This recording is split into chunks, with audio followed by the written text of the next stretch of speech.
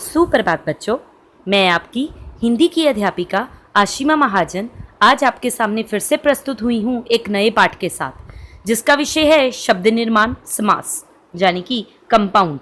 जी हाँ, समास शब्द का अर्थ है संक्षिप्त करने की विधि। संक्षिप्त मतलब छोटा करने का ढंग।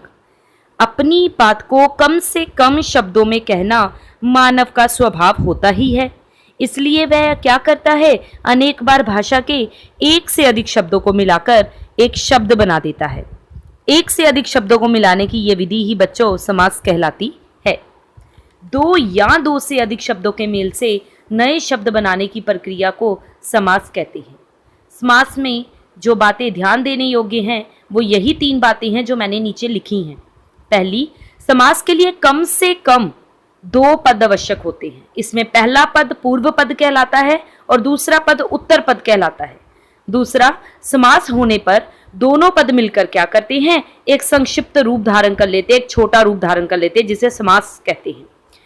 तीसरा, समास प्रक्रिया में बीच की विभक्ति का लोप हो जाता है। बीच की विभक्ति यानी कि जो आपकी कारक की विभक्तियां हैं, कर्ता ने, कर्म को, करण से, ये वाली विभक्तियां जो है बीच में का, को, के, सा, से, ये सब विभक्तियां बीच से गायब हो जाएंगी। जैसे पूर्व पद प्लस उत्तर पद इक्वल टू समस्त पद, यानी कि पूर्व पद, पहला पद है आपका घन और दूसरा पद जो कि उत्तर पद है वो है श्याम। मिलकर समास क्या बन गया, घन श्याम। समास विग्रह, जब समस्त पद के सभी पद अलग अलग किए जाते हैं तब इस प्रक्रिया को समास विग्रह कहते हैं। समास विग्रह मोटे तौर पर इतना जान लीजिए, वह प्रक्रिया है बच्चों जिसमें किसी समस्त पद के, कोई भी समस्त पद, उसके दोनों पदों को क्या कर देंगे, हम अलग अलग कर देंगे और समस्त पद बनाने से पहले जिन कारकीय चिन्हों का लोप कर दिया गया था उन्हें पुनः दोनों पदों के साथ जोड़ देंगे। ठीक है, अब आप एग्जाम्पल ले लीजिए, माता पिता। माता पिता समस्त पद का विग्रह क्या होगा, माता और पिता। इसी तरह दूसरा एग्जाम्पल है डाक गाड़ी। डाक गाड़ी बच्चों समस्त पद है, इसका विग्रह कैसे करेंगे, डाक के लिए गाड़ी, अर्थात दोनों पदों के बीच के कारकीय चिन्ह, डाक गाड़ी में कारकीय चिन्ह आया के लिए, जिसका लोप कर दिया गया था, उसे क्या किया, पुनः यथास्थान लगा दिया गया है। समास के भेद, समास के 6 भेद होते हैं। पहला अव्ययी भाव समास, दूसरा तत्पुरुष समास, आगे तत्पुरुष समास के भी भेद होते हैं। समास से इतना ध्यान में रख लीजिए बच्चों, मास का मतलब महीना और साल में महीने कितने होते हैं, 12, तो 12 का आधा यानी कि 6, तो समास के 6 भेद हैं और तत्पुरुष समास के भी आगे 6 ही भेद है। बस इतना ट्रिक याद रख लीजिए। तीसरा कर्मधारय समास, फिर द्विगु समास, फिर 5वां द्वंद्व समास और 6वां बहुव्रीहि समास। पहला है अव्ययी भाव समास। अव्ययी भाव समास को पहचानने की एक इजी ट्रिक मैं आपको बता दूं कि इसके आगे हमेशा आपको कोई ना कोई उपसर्ग लगा हुआ दिखाई देगा। वैसे मैंने लिखा है कि जिस समस्त पद में पहला पद अव्यय होता है, अव्यय क्या होते हैं बेटा, जिन्हें आप बदल नहीं सकते और उसी की प्रधानता होती है, यानी कि वही मेन होता है, उसे अव्ययी भाव समास कहते हैं। नीचे मैंने कुछ उदाहरण दिए, उन्हें देख लीजिए। प्रतिपल, इसका अगर समास विग्रह करेंगे तो क्या पाएंगे, प्रत्येक पल। बेकसूर यानी कि बिना कसूर के। आजन्म, समस्त पद है आजन्म और समास विग्रह है जन्म भर। समस्त पद है सपरिवार, समास विग्रह है परिवार के साथ। उपर्युक्त सारे शब्दों में प्रथम पद की प्रधानता आपने देखी होगी, इसलिए ये अव्ययी भाव समास है। और ये सारे जो प्रथम पद हैं आपने ये भी देखा होगा, ये सारे के सारे उपसर्ग है जिन्हें आप बदल नहीं सकते। अव्ययी भाव समास में विशेष बात क्या याद में रखनी है, एक ये कि जिस समस्त पद में पहला पद अव्यय होगा वही अव्ययी भाव समास है। ठीक है, दूसरा उसमें ये ध्यान रखना कि उपसर्ग जो है मूल शब्द को अलग कर लेना है और उपसर्ग जरूर निकल रहा होगा उसमें। ठीक है, और तीसरा अव्ययी भाव की पहचान ये है कि उसमें वर्ड रेपिटिशन में आते हैं, शब्दों की आवृत्ति हो जाती है। जैसे नीचे एग्जाम्पल दिए हैं मैंने, दिनों दिन, दिन दिन 2 बार आ गया, उसका समास विग्रह क्या होगा, दिन ही दिन में। घर घर 2 बार आ गया, एक घर से दूसरे घर। घड़ी घड़ी यानी कि हर घड़ी। तो इस तरह एक तो शब्दों की आवृत्ति यानी कि रेपिटिशन हो जाएगा। ठीक है, तो ये पहचान है अव्ययी भाव समास की। आप कभी भी गलती नहीं कर सकते अगर आप इस नियम से अव्ययी भाव समास को सीख लेंगे। आगे दूसरा भेद, तत्पुरुष समास। अव्ययी भाव समास में पहला पद प्रधान था, तो तत्पुरुष समास में याद रखिएगा दूसरा पद प्रधान होता है और यहाँ दो पदों के मध्य विभक्ति चिन्हों का लोप होता है, वहां तत्पुरुष समास होता है। कारक के भेदों के अनुसार तत्पुरुष समास के 6 उपभेद हैं, जिसमें पहले की बात कर रहे हैं कर्म तत्पुरुष। कर्म तत्पुरुष में बच्चों इसमें कर्म कारक की जो विभक्ति होती है को उसका लोप हो जाएगा, यानी कि वो गायब हो जाएगी जब भी हम इसका समास बनाएंगे। ठीक है, समास और विग्रह दोनों नीचे दिए हैं। समस्त पद है प्रलोक गमन, जब विग्रह करेंगे तो बन जाएगा प्रलोक को गमन, यानी कि इसमें विभक्ति जो है वो ऐड हो गई, जुड़ गई। लेकिन जब हम विग्रह से समस्त पद बनाएंगे, जैसे कि मैंने बनाया है यश को प्राप्त, यश को प्राप्त है तो इसका समस्त पद क्या बनेगा, यश प्राप्त, इसलिए बीच की जो को विभक्ति है वो गायब कर दी। ठीक है, तीसरा है जेब कतरा, यानी कि जेब को कतरने वाला, ये इसका विग्रह बनेगा, जुड़ जाएगी, गायब हो जाएगी सिर्फ क्या, कर्म तत्पुरुष में को की विभक्ति। फिर वन को गमन, इसका समस्त पद बनाएंगे तो को विभक्ति गायब करके लिख देंगे वन गमन। करण तत्पुरुष समास। करण तत्पुरुष समास में करण कारक की विभक्ति से, द्वारा, इन दोनों का लोप हो जाता है। जैसे नीचे उदाहरण देखें, रेखांकित है, इसका विग्रह करेंगे तो करण कारक की विभक्ति से लगाएंगे, रेखा से अंकित। बिहारी रचित लिखेंगे तो लिखेंगे बिहारी के द्वारा रचित। उसी तरह विग्रह है मुंह से मांगा, इसका समस्त पद बन जाएगा से को गायब करके मुंह मांगा। हस्त से लिखित का समस्त पद बन जाएगा हस्तलिखित। तो यह है करण तत्पुरुष समास। संप्रदान तत्पुरुष समास, ये भी ऐसा है जिसमें के लिए विभक्ति, संप्रदान की पहचान है के लिए, तो इसमें संप्रदान कारक के लिए का लोप होता है। उदाहरण देख लीजिए, हवन सामग्री समस्त पद है, विग्रह क्या करेंगे, हवन के लिए सामग्री। हाथ के लिए कड़ी, समस्त पद क्या बनाएंगे, हथकड़ी। पाठ के लिए शाला, समस्त पद क्या बनेगा, पाठशाला। अपादान तत्पुरुष समास, इसमें अपादान कारक की विभक्ति से, यानी कि अलग होने के अर्थ में से का लोप होता है। जैसे समस्त पद पथभ्रष्ट है, उसका विग्रह करेंगे तो पथ से भ्रष्ट, यानी कि पथ से अलग हो गया। अपादान तत्पुरुष का मतलब है कि कोई भी चीज अलग हो जाती है, चाहे पेड़ से गिर के अलग हो जाए, चाहे किसी चीज से अलग हो जाए। नेत्रहीन, अब नेत्रों से हीन हो गया, वो नेत्रों से हीन हो गया मतलब नेत्रहीन हो गया। घर से निकाला का समस्त पद है घर निकाला, से विभक्ति को लोप करके घर निकाला बन गया। आगे है संबंध तत्पुरुष समास, इसमें संबंध कारक की विभक्ति का, के, की का लोप होता है। जैसे नीचे उदाहरण दिया है, समस्त पद है पवन पुत्र, विग्रह करके बन गया पवन का पुत्र। राष्ट्रपति है, बन गया राष्ट्र का पति। और अगर दिया हो विग्रह राजा की कुमारी और समस्त पद बनाना हो तो की का लोप कर देंगे तो बन गया राजकुमारी। अगला है अधिकरण तत्पुरुष समास, इसमें अधिकरण कारक की विभक्ति में, पर का लोप होता है। जैसे समस्त पद है प्रेम मग्न और विग्रह करेंगे तो प्रेम में मग्न, यानी कि जो में है वो अधिकरण कारक की विभक्ति हो गई। उसके बाद है शरण में आगत, तो समस्त पद क्या बनेगा, में को हटा दीजिए शरणागत। उसके बाद रेलगाड़ी है, पर की भी एक एग्जांपल दी है मैंने, रेल पर चलने वाली गाड़ी। आप पर बीती का समस्त पद क्या होगा, आप बीती, पर को हटा दिया। ठीक है, तो इस तरह विभक्तियों का लोप करना है और विभक्तियों को लगाना है। यही हमें तत्पुरुष समास के 6 भेद सिखाते हैं। विशेष समास के बारे में जानेंगे, जिसे नन तत्पुरुष समास कहते हैं। संस्कृत में तत्पुरुष समास का एक भेद ऐसा भी था जिसका पूर्व पद, यानी कि पहला पद कोई निषेधवाची अव्यय शब्द होता था, यानी कि नकारात्मक। ऐसे तत्पुरुष समास को नन तत्पुरुष समास कहा जाता था। हिंदी में भी नन तत्पुरुष समास के अनेक उदाहरण मिलते हैं, जैसे अनिद्रा, असभ्य, नालायक, अनादर। तो इन शब्दों में जो शुरू में लगे हुए हैं, अ लगा हुआ है, ना लगा हुआ है, अन लगा हुआ है, ये सब क्या है, निषेधवाचक, यानी कि नेगेटिव वर्ड्स है ये। ठीक है, तो इस समास का विग्रह करते समय पूर्व पद के स्थान पर, पहले पद के स्थान पर न अव्यय जोड़ दिया जाता है, यानी कि न लगा दिया जाता है। समस्त पद है अनपढ़, विग्रह करेंगे तो हो जाएगा ना पढ़ा, अनाथ ना नाथ, असंभव ना संभव।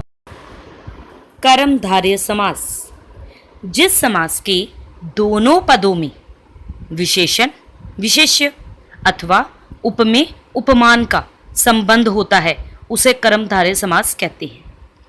उपमेय पता है आपको क्या होता है? उपमेय जिसमें किसी व्यक्ति की या वस्तु की समानता बताई जाती है कि इससे कंपैरिजन कर रहे हैं।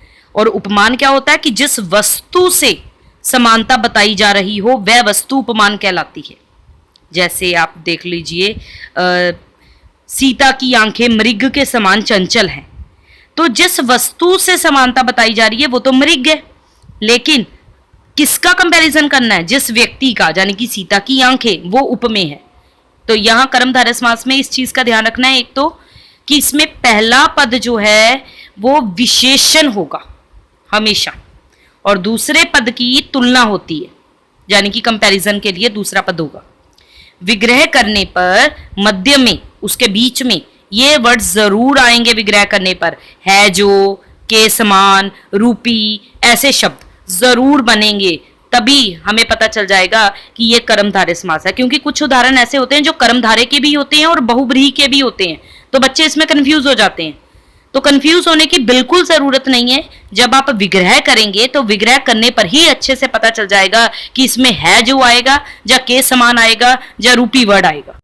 अब हम समास के चौथे भेद की तरफ बढ़ते हैं। चौथा भेद है द्विगु समास।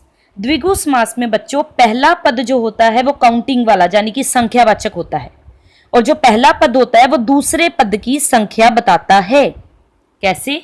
नीचे दिखे हैं, नीचे एग्जाम्पल दिए हैं। अष्टाध्यायी, अष्ट मतलब 8, अष्टाध्यायी का विग्रह करना है तो 8 अध्यायों का समाहार, समाहार मतलब ग्रुप, ग्रुप मतलब समूह, ठीक है? समूह भी लिख सकते हैं, समाहार भी लिख सकते हैं, कुछ भी लिख सकते हैं।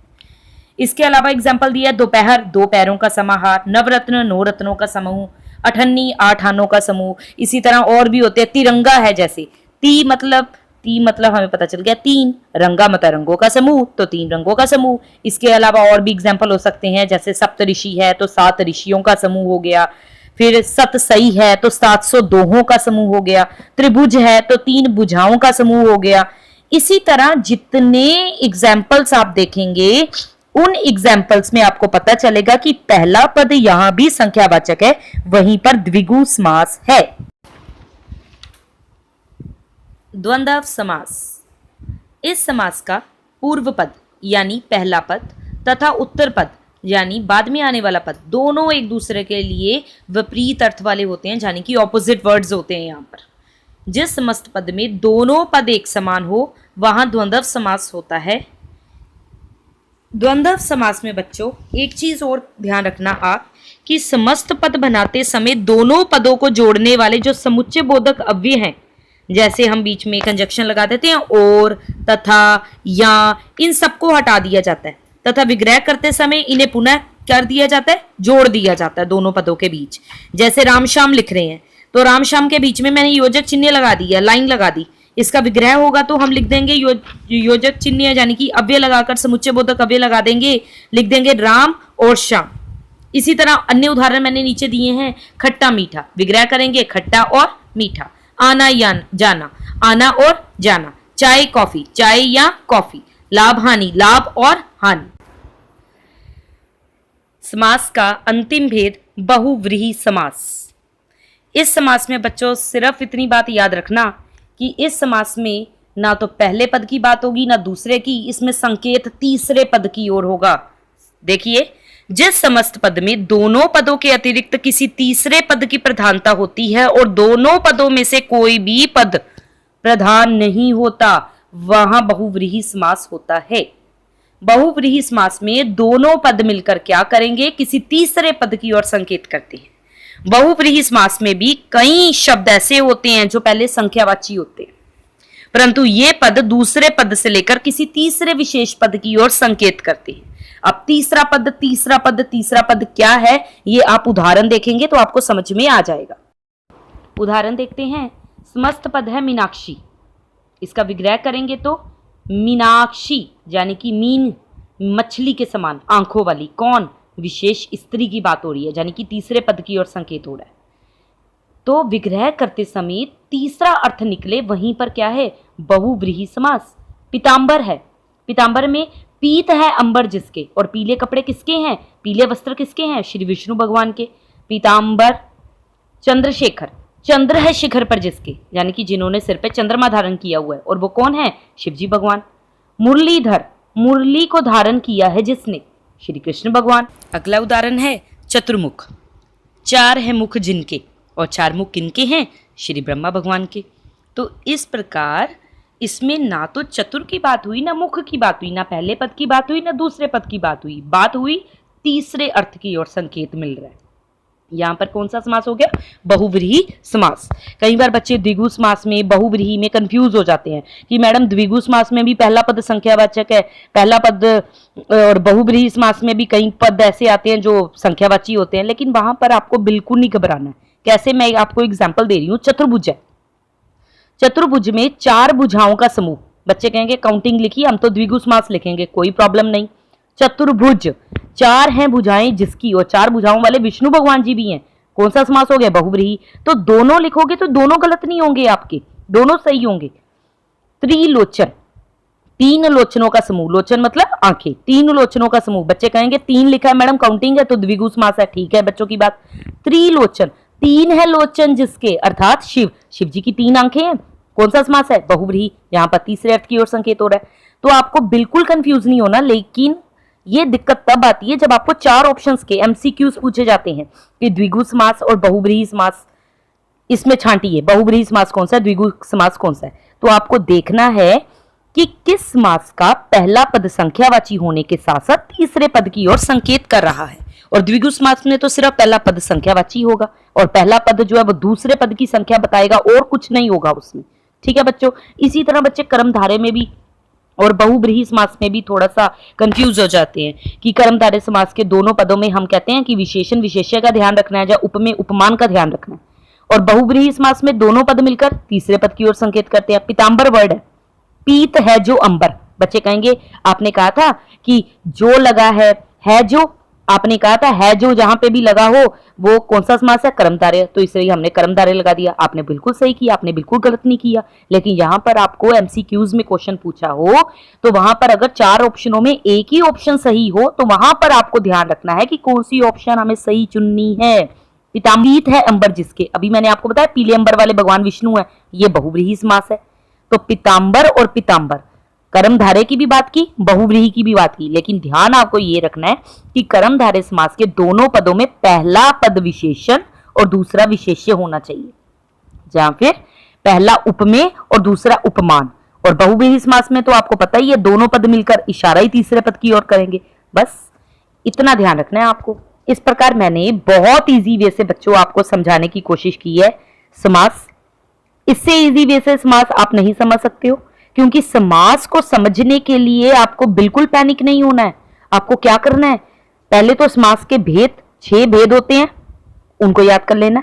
तत्पुरुष समास के भेदों को याद कैसे करना है आपको पता है, कारक की विभक्तियों के अनुसार याद करना है। बाकी सबकी नियम मैंने आसान नियम आपको बता दिए हैं कि किस प्रकार से समास के सारे नियमों का ध्यान रखना है। आप कभी भी इन नियमों के रहते हुए, इन नियमों को ध्यान में रखते हुए आप कभी भी कोई गलती नहीं कर सकते हो। बच्चों, वीडियो के लास्ट में मैंने आपको एक प्रश्न बैंक भी दिया है, जिसमें मैंने परीक्षापयोगी बहुत महत्वपूर्ण समास से रिलेटेड क्वेश्चन दिए हैं।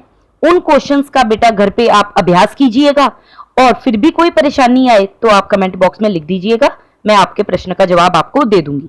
बाकी आपको मेरी ये वीडियो अच्छी लगी हो तो लाइक कीजिएगा, मेरे चैनल को सब्सक्राइब कीजिएगा, बेल आइकन को दबाना बिल्कुल मत भूलिएगा, और जल्द ही मिलते हैं अपनी एक नई वीडियो के साथ। तब तक keep watching my Hindi learning channel. Good bye.